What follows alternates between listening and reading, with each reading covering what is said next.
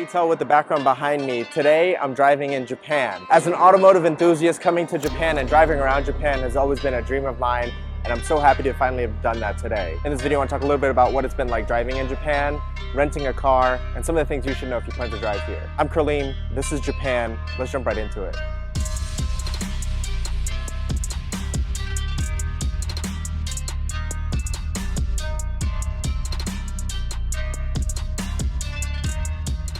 Now, Japan is an automotive mecca, and there's no way I can cover every single automotive topic in one video. From the JDM scene, the underground car meet scene, all of the performance cars, all of the brands, and the automotive history here in Japan, there's just no way I can cover it in one video. I'll definitely have to come back one day. This is just my first trip, first time here, first time driving here, and I wanted to touch on three main topics. One, renting a car in Japan and what you need to know if you want to rent a car and drive around in Japan. Some things to know from my perspective as an American who now lives in Europe, so kind of comparing driving in Japan to both driving in Europe and North America. I also want to cover a little bit about the car market here. From K cars to hybrids and EVs, there's a wide variety of different car types that are common across Japanese roads. And finally, I want to just touch on a few interesting or quirky automotive related and driving related things that I've noticed as I've walked around and even driven around here. Things you may not notice or pay attention to.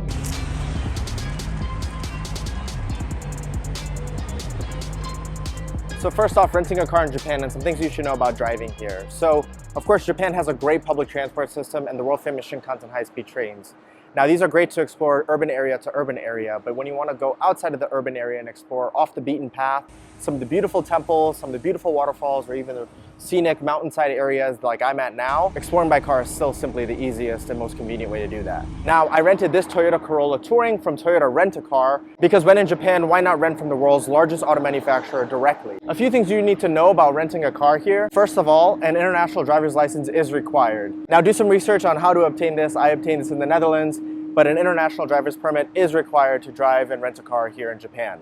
And of course, if you're not already aware, Japan drives on the left-hand side of the road and most cars are right-hand drive. So be sure you're comfortable driving right-hand drive on the left side of the road. I mentioned this in a previous video, in my video about Trinidad. I'll link to that in the description below. But pretty much everything is the opposite of left-hand drive, right-hand side, like North America and like mainland Europe. Now, road signs here are a little bit different. It's a mix of the Vienna Convention and the North American Convention on road signs. You can see some examples here, and I'll link to some materials online so you can look into it. But familiarize yourself with the signs here if you decide to drive here. And the main one to know is the stop sign, which is very different. It's an upside down triangle. And now most of the time it does say stop in English letters as well, but not all the time. So familiarize yourself with the stop sign and know what that means and know what some of the other really important road signs mean. My rental car also had a guide inside with a lot of helpful information. So pause the video here if you want to look into some of that and see if that's helpful for you.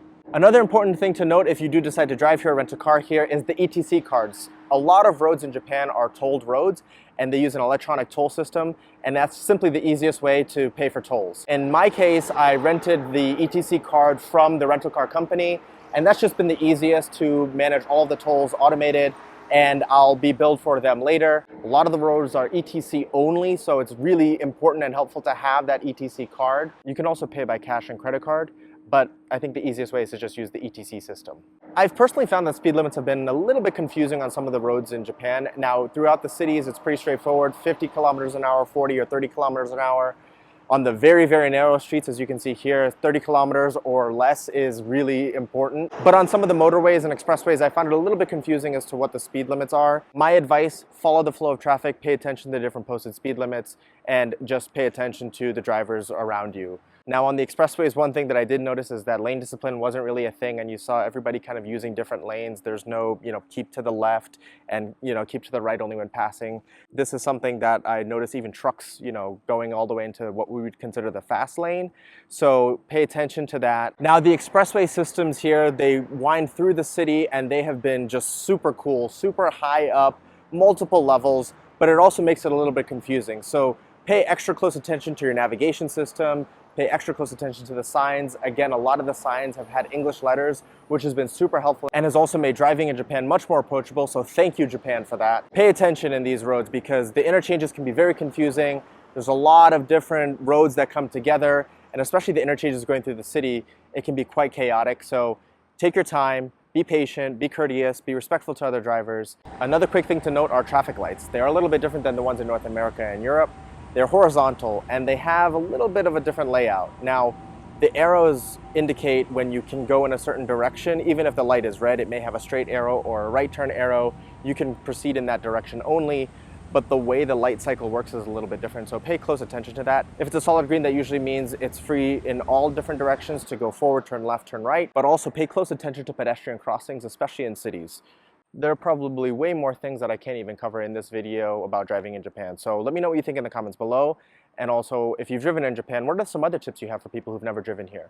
Now let's talk a little bit about the car market here in Japan. Of course, it is world famous for its automotive market, with many, many brands originating from Japan, including the world's top automaker, Toyota. Of course, as I've been here, I've noticed that most of the cars here are Japanese brands, so most people do opt for domestic brands. Now, of course, some of the European manufacturers do also sell cars here, and I have seen some people choose to own them, but they are much, much less common. But what's really surprised me, we're seeing some of the imported cars here that people have chosen to import from America, for example. So I've seen some big American cars, including this Hummer limo, including a Raptor pickup truck, and some others. I know that there are some enthusiast car scenes here with Dodge Ram vans, for example, and other enthusiast types of imported cars. So it's just funny to see, especially that some of these cars are huge, and some Japanese roads can be very, very small. But it is surprising to see some of these American cars here. But on the complete opposite side of the spectrum, let's talk a little bit about K cars. If you don't know about K cars, they are specialized compact vehicles that meet certain requirements to be eligible for cheaper insurance, cheaper taxes. They of course are more compact, so they're easier to get around in cities, easier to park, and I have seen them everywhere. K cars and K-like cars. They are simply amazing. I am in love with K cars. They are everything you need. It's a compact vehicle. It has everything you need. You see people using them to transport their families around, even on the highways. They are just simply so practical, so purposeful, and it really makes sense. They're all the car most people need, especially when people just need them to get around from point A to point B. It's becoming popular to import K cars and K trucks into the US after they've reached their 25-year age, which makes them legal to import in the US, but some states are just simply trying to ban them for absurd reasons. But I think every country needs K cars. I think they can serve a really good purpose for functional, compact, efficient transport. That is all of the transport that some people need. Now, also speaking of the car market here, we have to talk about hybrids and EVs because this has been a hot topic of late. Now, I've noticed that a lot of the cars here on the roads are hybrids, and it makes sense because Toyota pioneered the hybrid with the original Prius back in the late 90s, and since then, Japanese automakers have really perfected and dominated the hybrid market. Hybrids simply just make sense for the Japanese market and Japanese roads, and I see why. First of all, Japan is a very mountainous country. More than 70% of Japan is mountainous. When you think about mountainous roads, hybrids simply make sense. The electric power can assist you going uphill, and you can recuperate some of that energy going downhill.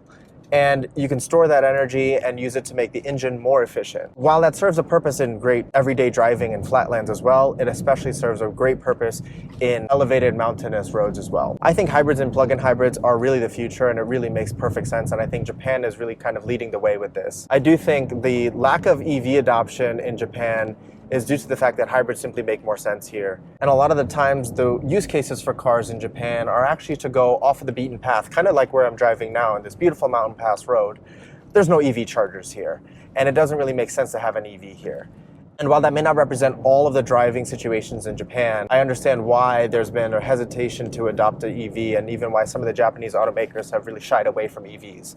Japanese automakers received a lot of criticism for not really leaning into the EV market, but actually recently with EV sales slowing down, a lot of automakers are starting to rethink their EV strategies and starting to invest in hybrids again. So maybe the Japanese automakers had it right all along, and maybe the local market here helped influence that. But EV adoption is quite low here, and hybrids just seem to make more sense. And I'm a fan of hybrids, I'm a fan of plug-in hybrids actually. I think plug-in hybrids are the best of both worlds, and they just make absolute sense. And from my experience in these Japanese cities that have been pretty dense with cars and car traffic and stop and go traffic, hybrids actually make sense because you're not sitting there idling an engine. The hybrid powertrain is able to stop the engine during stop and go traffic, and actually low speed traffic it can run fully on electric power. And in my anecdotal experience in these Japanese cities, even with a lot of traffic in these cities, I've found it to be quite pleasant actually. Finally, some other quirky and interesting automotive related things I've noticed and wanted to mention here. First off is license plates, and I won't dive into all of the details, There's actually a really good video that I found that I'll link to in the description below. But a couple things to mention that I found interesting. One, rental cars have a special Japanese character to indicate that they're a rental car. So it's quite well known that you're driving a rental car. One of the cool things I've seen are the lit up Japanese license plates, and this is just so cool.